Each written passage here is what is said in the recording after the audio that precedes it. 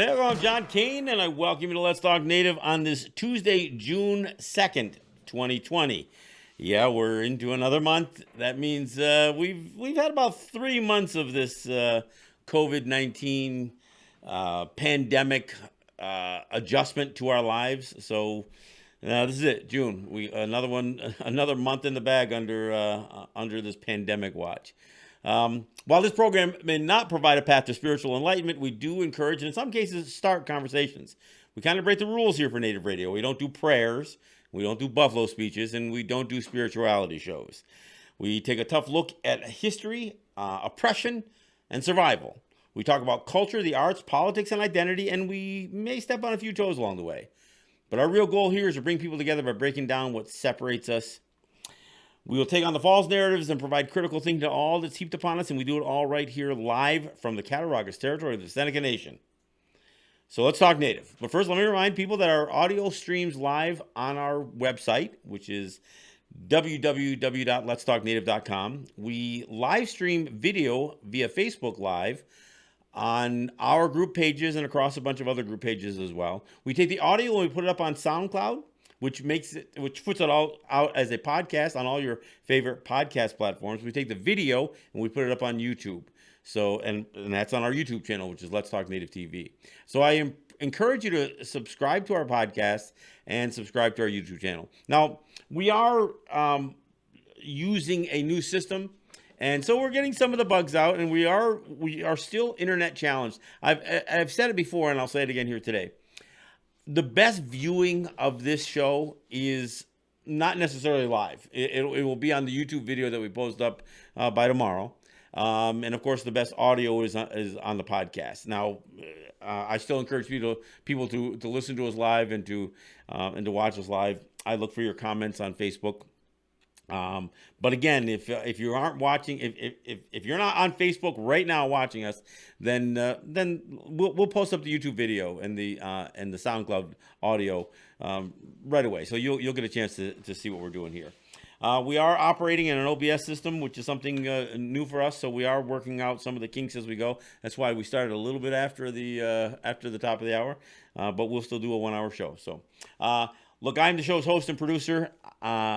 And I'm joined here in studio by Jake Proud, who is managing this new system, who's managing our audio and our video. Like I said, we are into a new month. I'm not going to spend a great deal of time talking about COVID-19. It's just more of the same. The U.S. is adding, about 1,000 deaths a day. They're adding, over 20,000 new cases per day. The United States still leads and makes every other nation pale by comparison. Although Brazil's really racking up some numbers here, they're still far, far behind. And I don't know they'll ever catch up to the United States. The countries that I still wonder about are countries like India and Pakistan and China. India's numbers are really cranking up, and they've got the population to surpass the United States. But nobody has done a worse job, and that includes some of the European cities, European countries that had terrible numbers and now are seeing some of those numbers subside. But nobody's done a worse job with handling COVID-19 than the United States, and of course the Commander in Chief. So I'll just leave it at that. What I am going to talk about, and I'm going to talk about police abuse. I'm talking about what is it? It's A.C.A.B. All cops are bastards, or all cops are bad. Now, look, that may seem like a harsh statement, but I'm gonna back some of this up. This notion that if some of the police are just bad apples and that it's just few individuals. This reminds me every time we get into a conversation about how the church has played such a huge role in slavery and genocide, and people say, yeah, but they weren't true Christians. They were bad people. They were bad Christians. So every time you see something that doesn't comport to what you think is noble and righteous, you can say, oh, they're not in my group. They don't represent all cops. They don't represent all Christians. Well, look, we can The proof is really in an accurate assessment of history. So and when I say history, sometimes I mean just yesterday or a few hours ago, and we're going to talk about that now. So why is Let's Talk Native spending so much time talking about things that may not necessarily at first blush seem like Native issues? Well, I'm going to tell you why. And one of the reasons that I promote the work of Colin Kaepernick or Black Lives Matter is because our lives matter, but we are a small population, and we're a small population that still leads proportionally in death by cop. There are no one has more deaths due to police abuse and the abuse of power than Native people, proportional to our population. Now, and I say that with the one caveat that in the age group 16 to 22, black males do pass native males, only in that age group. But by and large, overall, and in all other age demographics, Native people have a higher percentage, a higher proportional death by cop rate than anybody else. So that's why we talk about it. But you know what? We're not going to have a huge movement without a lot of allies, because we're a small population. We represent less than 1/10 of 1% of the U.S. population. Other people of color, black people, Hispanics, Latino, whatever, brown people from other parts of the the Western Hemisphere represent 10, 13, 15% each. I mean, black people represent about 13% of the U.S. population. There's a lot of black people to start a movement, and black people have managed to gain a certain amount of power, whether it's political power, whether it's power by dollars or in the media and that kind of stuff. Now, having said that, they still rank a real close second behind Native people proportionally for death by cop. So if black lives don't matter, and they don't, none of our lives matter in the United States unless you're white. And there's no question about that. But we need to defend and support Black Lives Matter if we expect our lives to matter, because we pale by comparison. And that's kind of a pun there. But our numbers are so small compared to black people or other brown people, other people of color, that if we don't support other people of color, we're an island. And we are an island in many respects, because what we are fighting for is a free and independent existence. At least some of us are. While others are just fighting for equality. See, we're not even fighting for equality, although it would be nice not to be disproportionately killed by cops. So when I heard some criticism, why is John Kane in Let's Talk Native talking about race riots? Well, for one thing, our people are involved in this. When you talk about places like Minneapolis, and I mentioned this before, Minnesota has a history of killing Native people. Minneapolis, St. Paul, those twin cities, that's why A.C.A.B started. Because Native people were being disproportionately killed, in the 70s. And actually all the way up through, but in the 70s, when there was an effort to relocate, and it was called that, the relocation program, to move Native people off reservation, put them in the cities, because frankly, they wanted to get rid of us they wanted us to just fade into American society or just disappear, period. So that was the effort. So putting Native people in the cities in crappy apartments and crappy jobs, and guess what our people got treated like? Crap. Exactly. By cops, by the white society. And we see it all over the place. Look, I went to Winnipeg a number of years ago for the Indigenous games, the Indigenous Peoples Games. And I was surprised seeing, not only the Native homeless population in the city of Winnipeg, but also how Native people were treated there. And so we know what our lives have, where our lives have brought us within the context of other social groups, other cultural groups within the U.S. and Canada.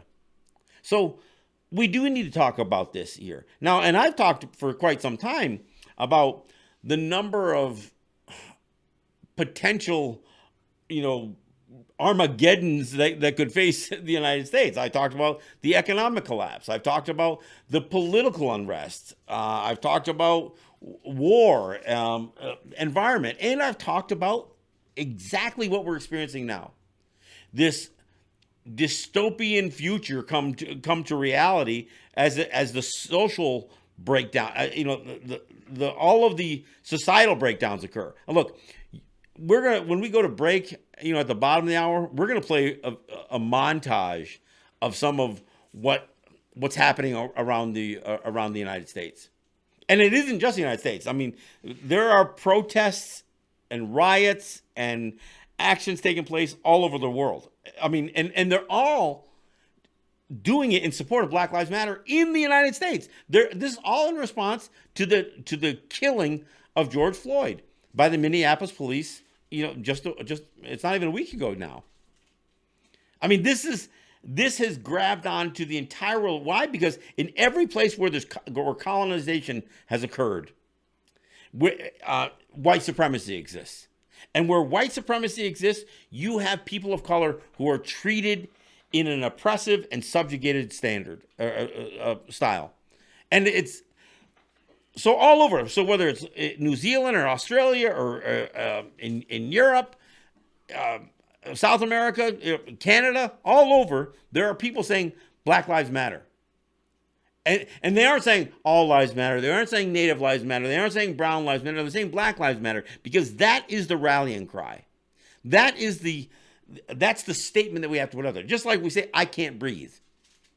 There's a reason we say that, because it isn't even, it's gone beyond this idea of a police officer perhaps pulling the trigger too quickly, making that bad split moment decision, which most of these killings are not those bad split moment decisions. These are conscious decisions to inflict mortal injuries on people, fatal injuries on people. But when you choke the life out of somebody, the way Eric Garner's life was ended, or in this situation, when you kneel on somebody's neck, pressing their whole, not just their head and their face, but their neck. When you press that neck against the ground, here's the thing. In the autopsy, it isn't just that, it's not just that George Floyd couldn't breathe. The pressure put on his neck didn't just make it so it was difficult to breathe. It actually made it so the blood was cut off to his brain. He didn't die of what you would think of as standard suffocation.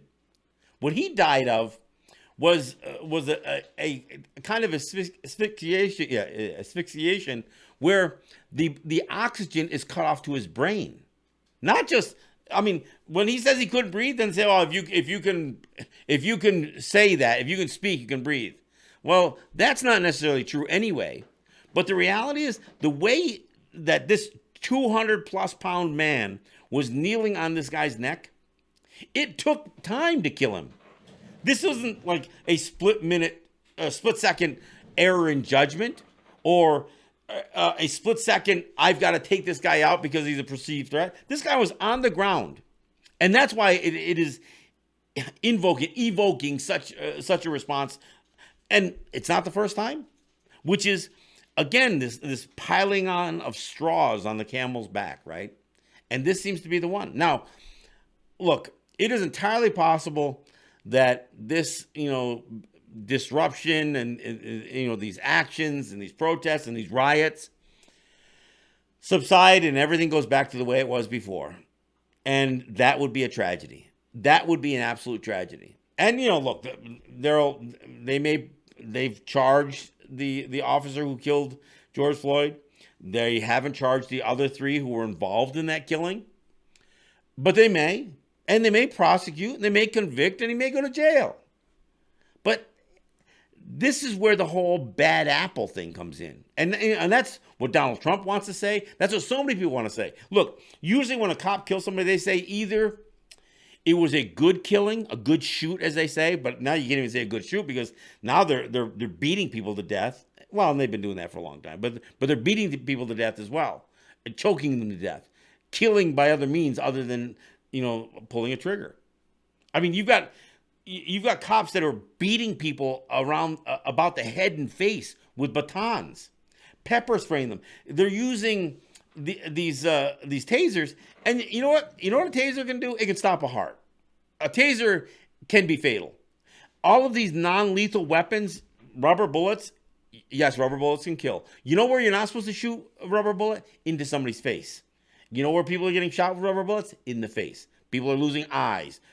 People have died. Um, these are supposed to be shot.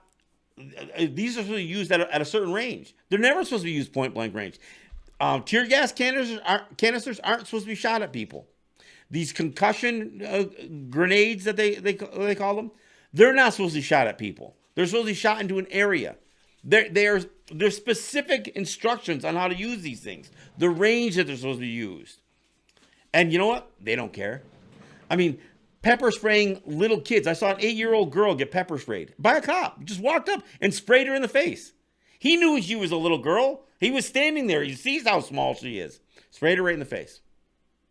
But this is what's happening here. And it isn't just a bad apple.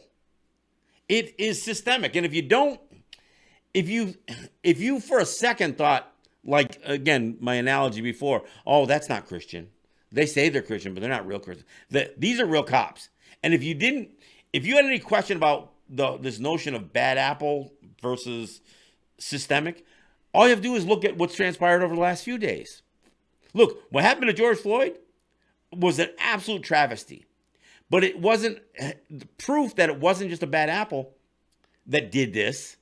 Is everything that's been going on. City after city after city, we see police that are being more abusive, being more aggressive. Their call from their president is saying, you need to dominate. You need to inflict harm. You know, looting leads to shooting. I mean, this is what the president of the United States is saying. He's not saying, you know, let's reach calm. Let's calm people down. Let's try to diffuse. You know, he's not saying diffuse anything. He's saying, no, get in there. You kick ass and take names. Shoot people in the face with rubber bullets. You do what you got to do. He complained that Minneapolis was a laughing stock. Why? Because the people were so outraged with what happened to George Floyd that they tore the city up. And I got to tell you, I know it's not politically correct to say this. I'm not opposed to riots. I mean, like Martin Luther King said, riot is the language of the unheard. Look, taking a knee during the national anthem didn't accomplish what it was intended to. It got a guy fired from the NFL and made him into a celebrity because of the stance that he took. But he didn't affect the change. He affected more change with what he did with money that he produced by funding programs. I mean, Colin Kaepernick did more good with his own resources than good by raising the issue and affecting change with police departments. We continue to have deaths.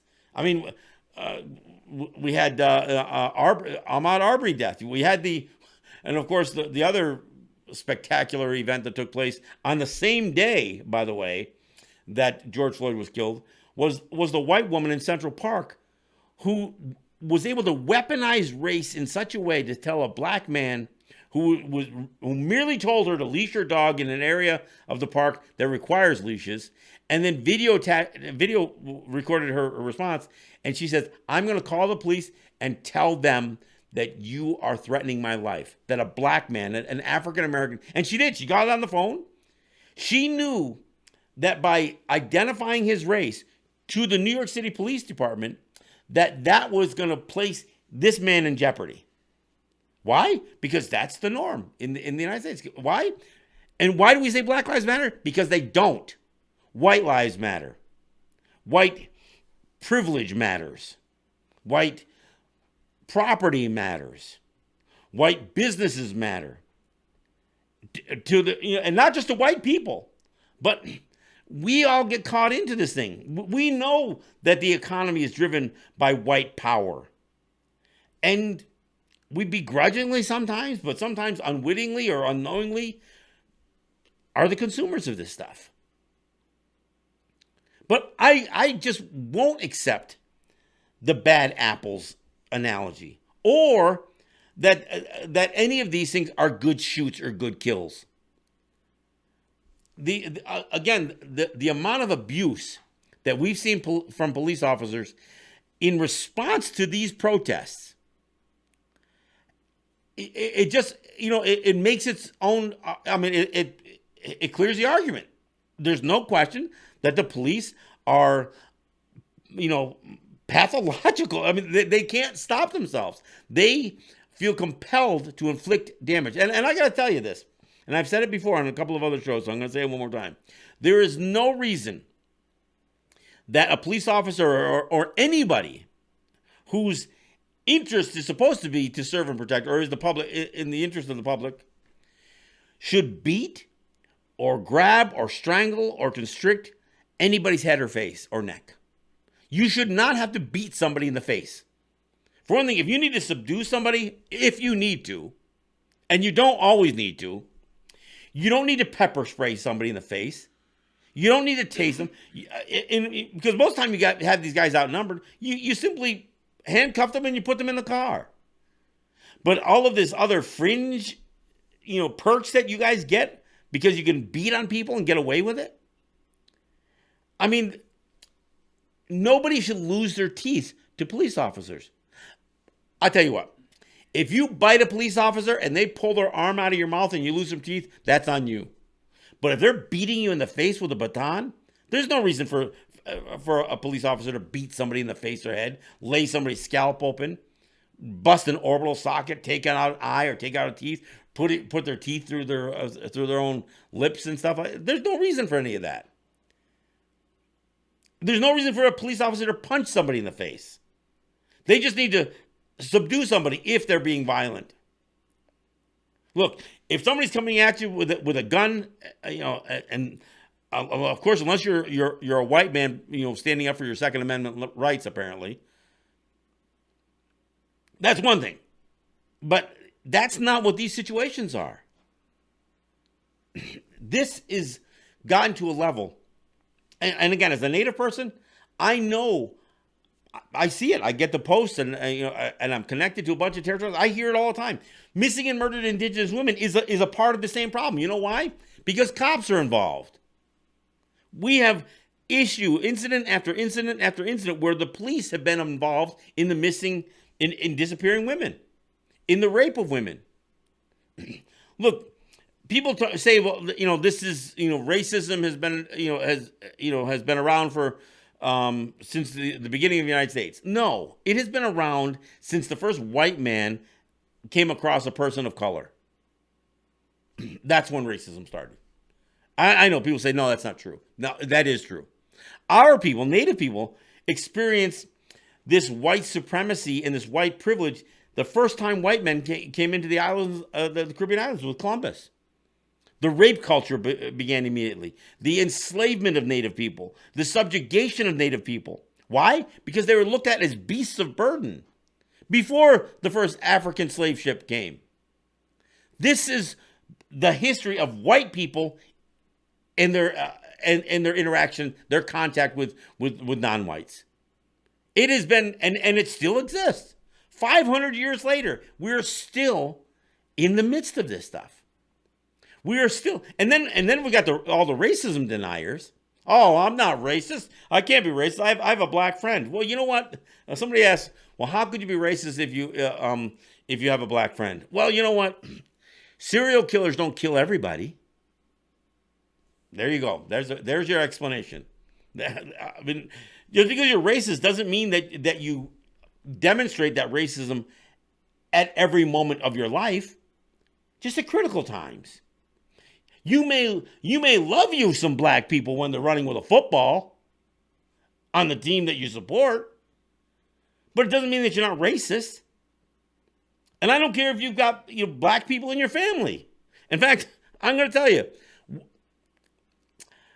I often say that a black person or a person of color can't be a racist, but I have to qualify that because people of color still can believe that white people are superior. People of color don't believe they're superior over other races. They may think they're equal, or they may think that they personally are better at somebody. They may think they're more intelligent, better looking, better athlete, whatever else, but not on a race basis. And this is, again, the doll test proves this out. There are black people, even as children, who are convinced at the earliest of ages that they are somehow lesser than white people. And they believe it. So when you watch some of these videos and you see black cops beating on black people, you say, well, see, that's not racism. Yes, it is. Because the system is racist. That's why they call it systemic racism. So when I say all cops are bastards, it's because the system is flawed. And you can't pick out a couple of bad apples out of that system and say you fixed it. No, you can't. That doesn't fix it. That is not solving the problem. The entire judicial system, the legislative system, the executive branch of government, all three branches of U.S. government have systemic racism embedded into it. And there's almost no way to fix it. Certainly the justice system, there's no way to fix it by tweaking it. Police officers, part of, the idea of forming police departments had a couple of functions. One of them was protecting property. You know what the property was among the property that they were trying to protect? Slave ownership. Some of the first slave patrols, this is where militias and police departments, different law enforcement agencies were developed specifically to protect the property of white people. And among the property of white people were the slaves that they claimed to own, the human beings that they claimed to own. And you know what? Native people were slaves too. And I don't mean just in the Caribbean. I mean Native people were enslaved until the 1800s out especially on the West Coast. Actually, no. They were enslaved in the 1800s on the East Coast too. New Jersey. A specific story I was reading by my friend Bob Henley, who was digging in the archives and talked about a Native woman who was a slave. Slave owner died, and she didn't get her freedom because he died. She just got sold off as part of the estate. I mean, but when slavery ended legally, when the laws got passed in 1868, I think it was, or thereabouts, to end slavery, there were still Native people being enslaved out in California. So, and I'm not trying to steal any thunder from black people. I'm not trying to steal their pain. I'm not trying to appropriate Black Lives Matter. None of that. So don't get me wrong. But when I get asked, why are we talking about this on this program? This is why we're talking about this on this program. Missing and murdered Indigenous women has a direct connection to not just Black Lives Matter, but to this idea of death by cop. Because death by cop is just death by white privilege. And I'm sorry. If you think that you're not racist, but you don't fight against racism, then you're racist. I mean, there are people who say, look, if you're white, you're racist. I don't know that that's true. Because I think there are some white people who, look, if you're white, you have white privilege. Whether you use it properly or to your advantage, that's on you. You can also use white privilege to fight against racism. Because the people who need to change to end racism are white folks. You are the racists. And these cops, and look, and if you were ever a soldier, you should not be a cop. Those are completely different. Look, they're supposed to be completely different jobs. A soldier's job is to kill for the United States. That's what their jobs are. Now, if you think military training can be useful in a police department, you're wrong.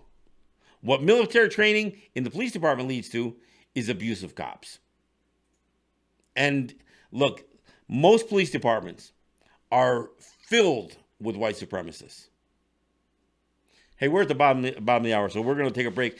I do want you to, look, we're going to show a video. We're not going to play the normal music that we do when we take a break, but we're going to play some video.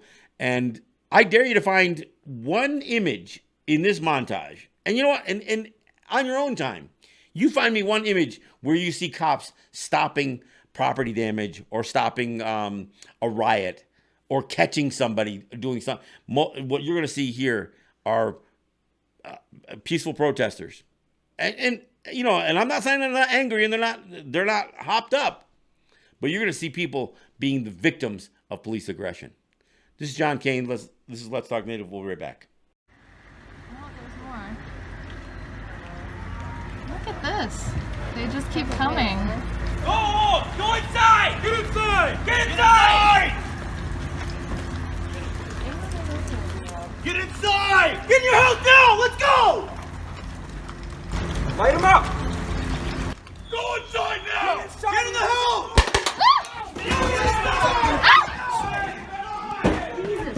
Get in, get in, get in, get in, get in, get in! Get in! Oh, God, that hurt. You good? Are you okay? You're sighting us in, dude. Guys.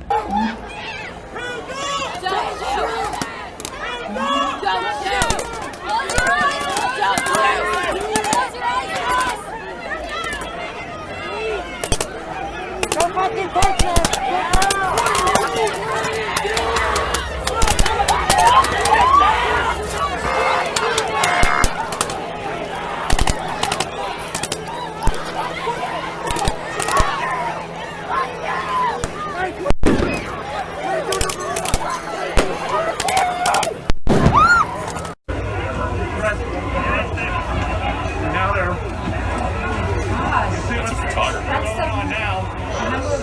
Now there's just a lot of violence erupting. Ben, back up, back up.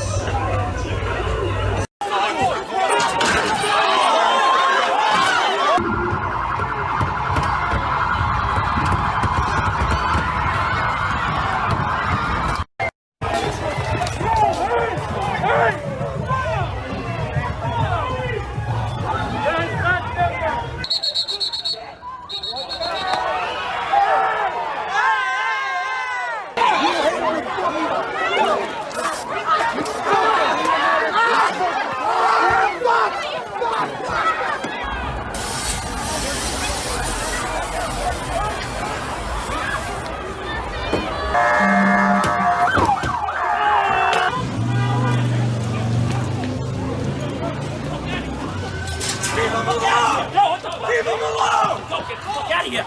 Get the fuck out of here! Back up! Get out of here! Go! Keep going! Keep moving! She's walking away! We got plenty of time here. Are you okay? I'm getting shot! I'm getting... Katie, are you okay? You can't fucking do that!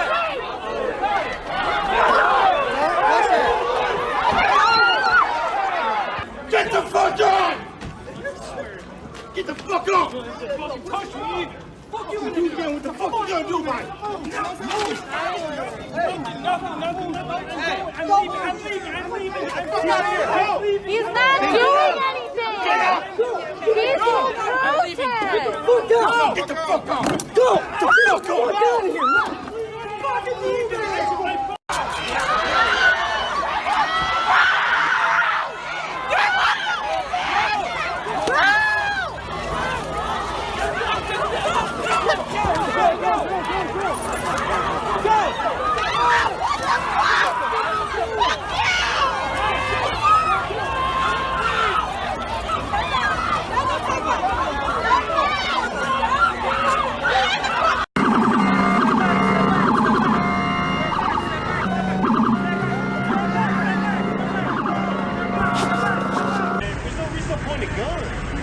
There's no reason to point a gun. It's a car. Jesus Christ. That bitch better be on safety. That's all I'm saying. Yeah, you. Look. Oh, you motherfucker. I had a fucking cigarette.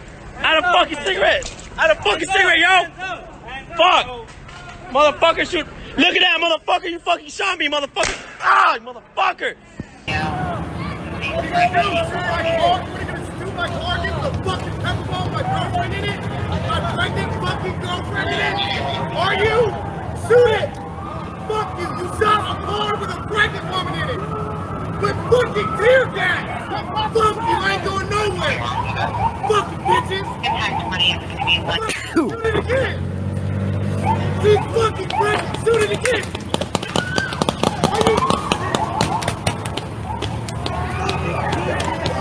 There's a pregnant woman in the car!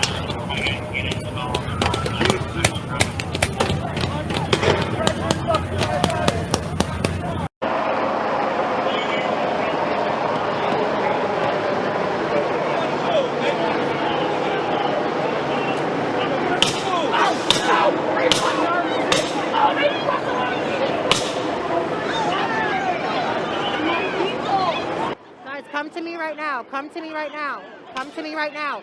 Come to me right now. Come to me. Come to me right now. This woman just got tased. Come to me right now.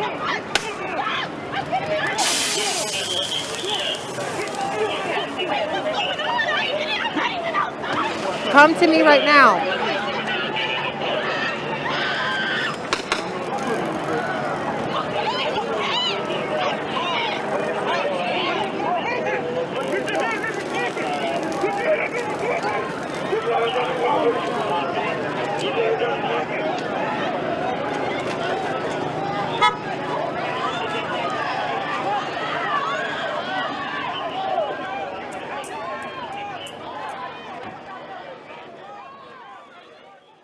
Right, thanks for coming back. I don't think I lost anybody there anyway. You never left. Look, and I don't want you to think that these were just cherry picked. This is just the stuff that's on the internet. I mean, we didn't have to like weed out the ones with all the cops, saving buildings, because there weren't any. If you watch these, if you live in a city and you know your police department is abusive and has been guilty of the abuse of the use of force and fatal force, lethal force, then you should be doing something about it. Look, I live on the Cattaraugus territory of the Seneca Nation. I don't have a police department to go protest. But if I lived in Buffalo, and you know what? I'd be out there right now. And I say that right now. It's 10:47. If you protest, if you go out into the street to raise hell about the abuse of police forces, and then at 8 o'clock when the curfew chimes, bells chime, you go home, you weren't protesting in the first place. You're just submissive. We need to stand up to this stuff. Now, I'm not saying burn it all down. There's a part of me that says burn it all down, but I'm not telling you to burn it all down. I'm saying raise hell. Raise hell. This is revolution. This isn't protest. This isn't demonstration. This isn't, can I come out and stand in the street? Till 8 o'clock, then I have to go home? No, that's not what this is. And if that's what you're doing, then you might have just as well have stayed home in the first place. Trying to put a curfew on the right and the duty that people have to stand up to police violence, and then put a curfew which can be justification for police violence. I'm not saying at 10 o'clock you need to burn the police station down. But you know what? I'd rather see a police station burned down than the violence that neighborhoods. You saw the one part of the video where the police were going up through a neighborhood, shooting people with pepper spray pellets on their own porch, in their own front door. Where's the bad apple? It's not a bad apple. This is the police department in New York. Look, some of those videos were not far from the studio. The one was right by the Barclays Center in Brooklyn, not far from where WBAI studio is. I walked up 7th Avenue in Manhattan after Freddie Gray. I walked with the mob, shouting Black Lives Matter and shouting for Freddie Gray. We just can't let this stuff continue, because complaining doesn't get it changed. Kneeling during the national anthem, look, I thought that was a great gesture that Colin Kaepernick did, but it didn't change anything. Peaceful protest doesn't change anything. Martin Luther King was a peaceful protester, and it got him killed. Damn it, if your life is at risk, you might as well risk a little bit of your safety to affect change. And there is no freaking way that violence, a more violent police force, is the answer to end police violence. The police departments are a mess. And it doesn't matter if you got black cops. It doesn't matter if you got a black chief of police. You know, because one of the most racist organizations are the police unions, the unions that protect the police. They're the first ones to say, "Oh no, you can't fire my cop. You can't fire one of these officers." They protect these bad cops. And you know what? Cops protect bad cops. 3 other guys sat there while George Floyd was murdered. And actually they helped the murder. They were actually helping to subdue him so this one cop could kneel on his neck until he was dead. Look, they may not have pronounced him dead till he was in the hospital, but he was lifeless when they took him off the road. And those other three cops, they are as guilty as the one with a knee, because their duty and responsibility was to protect him from that cop. But they don't. They cover for him. They lie. I mean, there was, I don't even remember what police department it was. I think it might have been in Atlanta. I'm not sure. But there was journalists who were being abused by the police officers, who were clearly showing their badge, their press credentials. They said they were press the whole time. They were being physically abused and they were arrested. And it was all on live television. Live television. After it was already running live and then cycled over and over again, the police department says, no, as soon as the journalist demonstrated his press credentials, he was released. They're lying to your face in real time. I mean, they're lying to you even as you already know the truth. And look, well, I'm not crazy about the fact that reporters should have special protection. Everybody should be protected. But the reality is, when a reporter is on the scene, even as the police are moving people out, the journalists have a responsibility to report the news. And the police should not be clearing the street of reporters, even if they are clearing the street of other people. Now, I'm not saying that reporters deserve a ton of special consideration, but it's illegal for the police to suppress the media. I mean, and where are all those Second Amendment guys who say that they're defending their Second Amendment and their First Amendment, the right to free speech and go to church and all that other stuff? They don't seem to be wanting protecting I don't see them protecting the press. Why? Because those Second Amendment guys are right there with the cops. They want a race riot. So when I hear people suggest that that this is all Antifa and this is all the left that's causing all this problem, look, there's plenty of evidence out there, and it's just a matter of time before the mainstream media is compelled to put some of this on. There's plenty of evidence, not just in Boston but in other places, where police officers were involved in the escalation, sometimes providing throwing material like bricks. In one instance, I saw a guy who may very well have been a police officer smashing the windows. Why? So I mean, if you're wondering why would that happen? Look, if you ever wanted to justify violence against demonstrators, help it become a riot.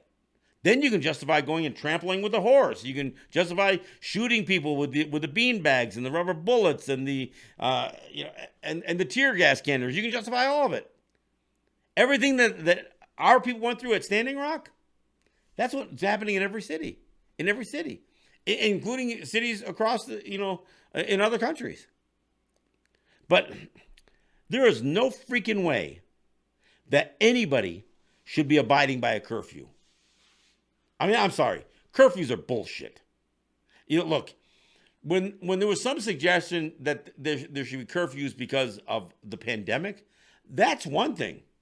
But the idea of saying, telling people we're going to impose a curfew on you because we don't trust you, we don't want you to have the right to demonstrate.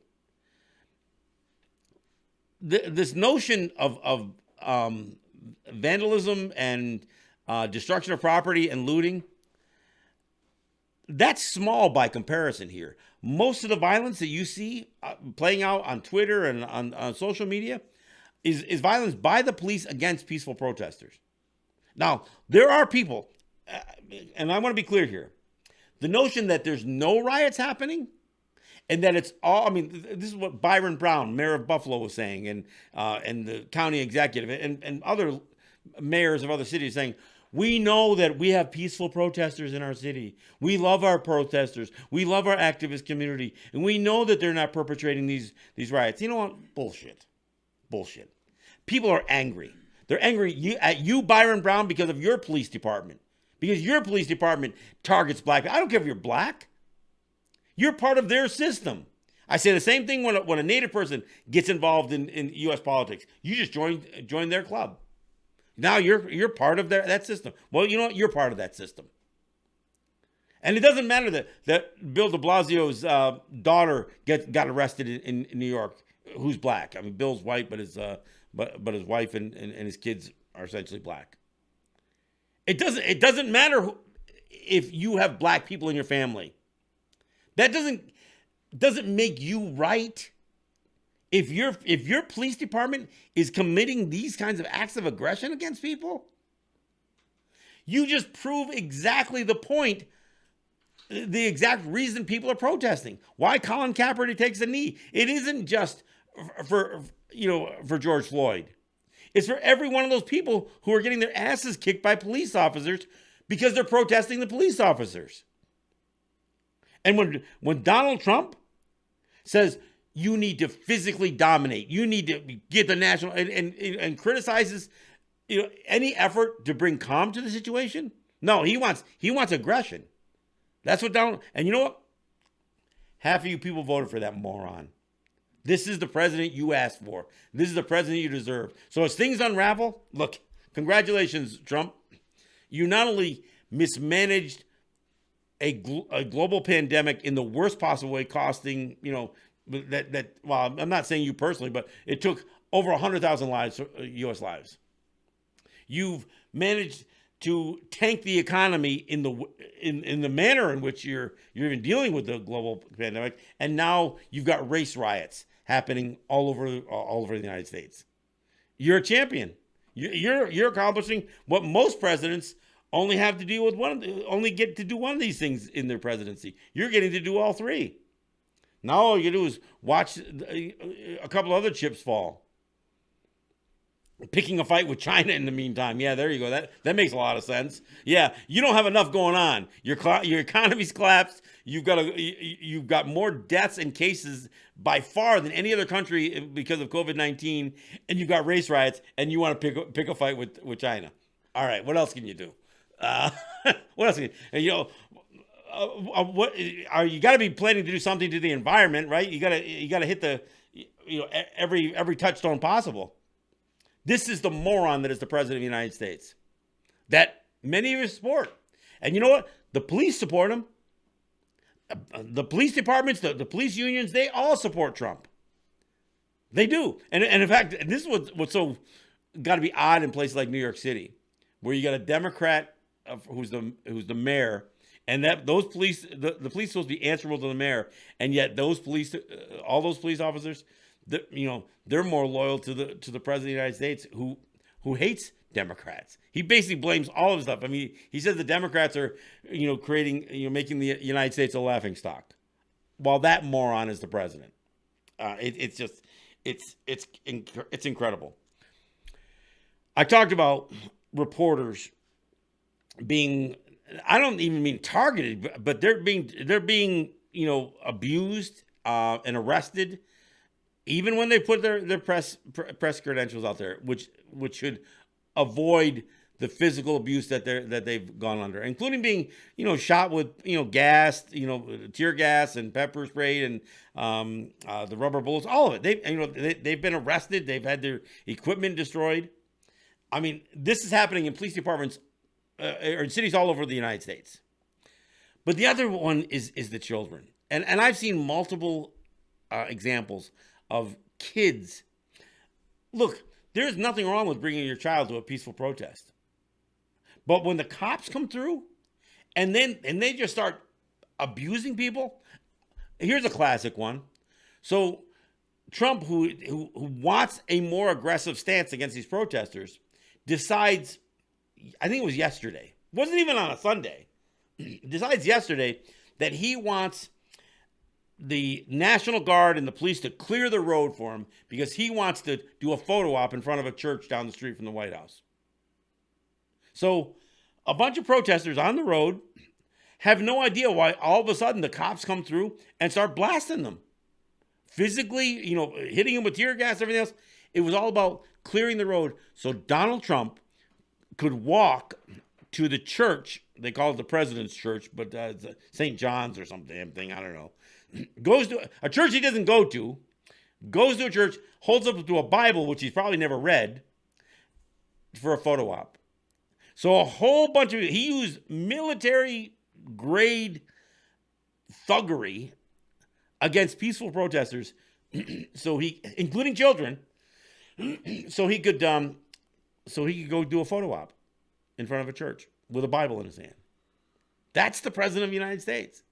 And in D.C. in particular is where you've had, that's been among the most peaceful protests there. But they've still been met with aggression from the cops. And again, the use of non-lethal weaponry, and there's no other way to describe it other than calling them weapons. They all have very specific instructions. And none of those, I'll tell you, the only two non-lethal weapons that are supposed to be, that can be used at relatively close range is pepper spray and a taser. Not rubber bullets. Not those beanbag cannons. Not tear gas canisters. Not concussion grenades. And honestly, the only time pepper spray and a taser is needed is if you somehow can't subdue him physically. And why is that? Well, I'll tell you why. Because pepper spray and tasers can kill people. I mean, if somebody has a heart condition or some other underlying condition, I mean, look, you can stop somebody's heart with a taser. And the stress that you put on somebody by pepper spraying them, including children, can be traumatic.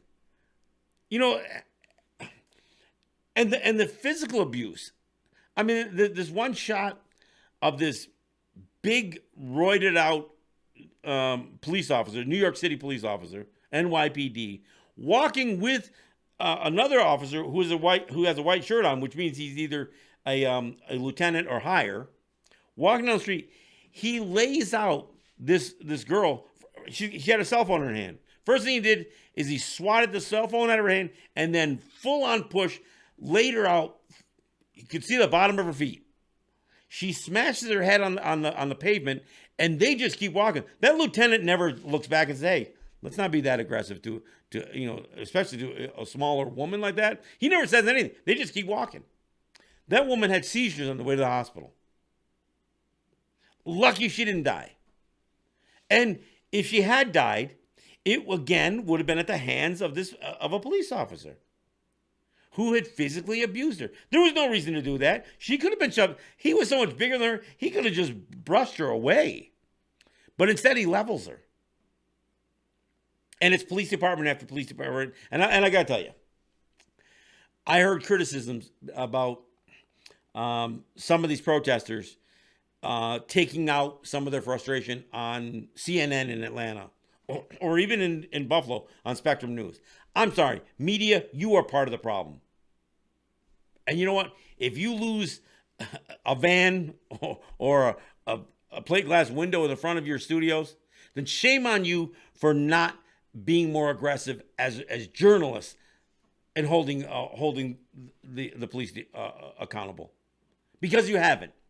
I have yet to hear any mainstream media refer to the killing of George Floyd as being killed by the police officer.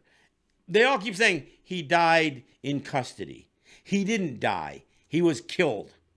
And he was killed in a slow, methodical, aggressive, barbaric manner by choking off the blood supply to his brain, by kneeling, crushing the guy's neck so much. Not only did he have trouble breathing, but to the extent that he could get air into his lungs couldn't push oxygen, the blood couldn't flow to his brain.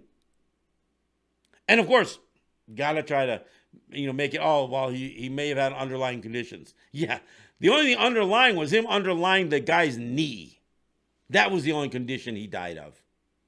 The one doctor who did the autopsy says, "I wish I had the arterial structure of George Floyd. He was a healthy man. He was a healthy man. He didn't have an underlying heart condition, or any kind of pulmonary condition. No, he didn't. He died. He died death by cop. Death by cop.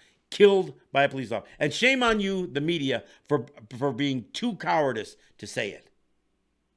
Look, I hear some of the folks in the media, almost feigning outrage. If this was happening in another country, I mean, when in Tiananmen Square in China, it was all about, look how aggressive the Chinese military is. Well, what the hell do you think the NYPD is doing? And Buffalo Police Department, the closest metropolitan area to where I live, you're guilty of this. You guys set up black people for arrests. I mean, you may not have stop and frisk in play, but your arbitrary checkpoints that always happen to be in black neighborhoods so you can arrest more black people. If your jails are disproportionately filled with black people, then you're part of the problem. And yes, you judges, you white judges and black judges, you're part of the problem too.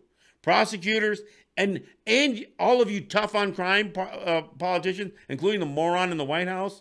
I'm the law and order president. Really? You're the law and order president. How many people have been convicted that were a part of his cabinet or his campaign? Law and order my ass. You're anything but a law and order president. You'll be lucky if you don't go to jail yourself after you're out of the presidency, which can't happen soon enough, but might not. It might not. He's playing to his base. He's using these riots so he doesn't have to demonstrate what a failure he has been on COVID-19, and because he's drumming up his base on white people, white officers beating the hell out of black people, that plays to his base. And if that base comes out and votes for him, he'll lose the popular vote, but he lost popular vote the first time. And you know what, United States? If you end up with Trump for 4 more years, you deserve him for the 4 you've had him, and you'll deserve him for the next 4. And if you allow the cops to pay to clear the road for him to walk to church for a photo op, somebody should have hit him with one of the bricks.